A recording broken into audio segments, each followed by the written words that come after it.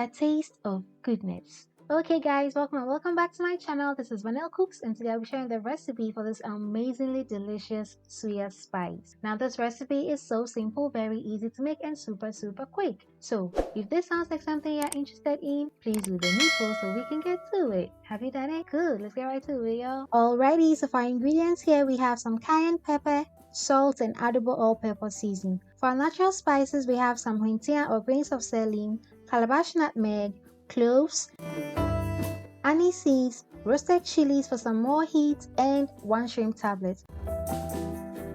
I also have here some black peppercorns, paprika powder, ginger powder, garlic powder, onion powder, and some peanut powder.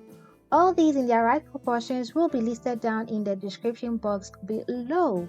So we'll begin by lightly toasting our natural spices to make them a bit more fragrant and potent, but be sure not to burn it, else you will have that bitter aftertaste that we all dread so much.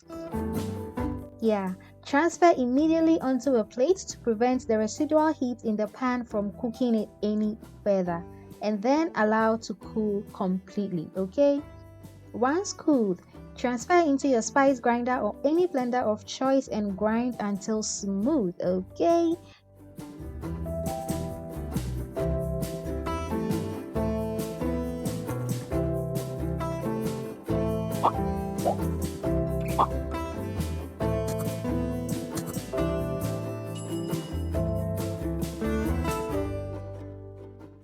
just like so. Look at that, beautiful. I love this color, it looks so natural.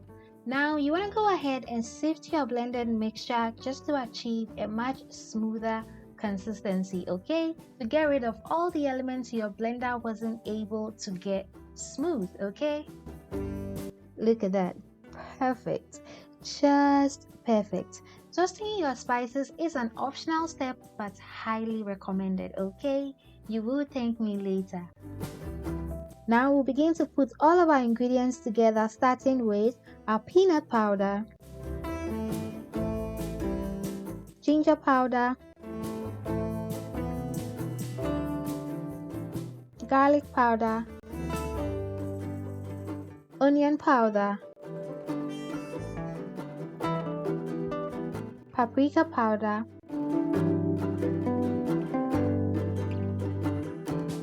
our cayenne pepper, adobo, and salt,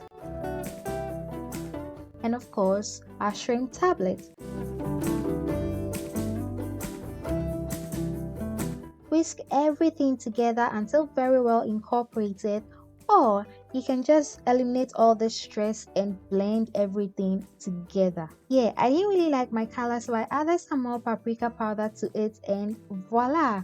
You can also go ahead and add some turmeric powder, that will also work some magic for you. Okay, and now our suya spice is all nice and perfectly ready. Nothing beats homemade because you know exactly what's in there, and of course it is nicer than what you will get from your abochi by the corner. Okay, yes, enjoy with your kebabs and suyas and all the recipes that call for the spice.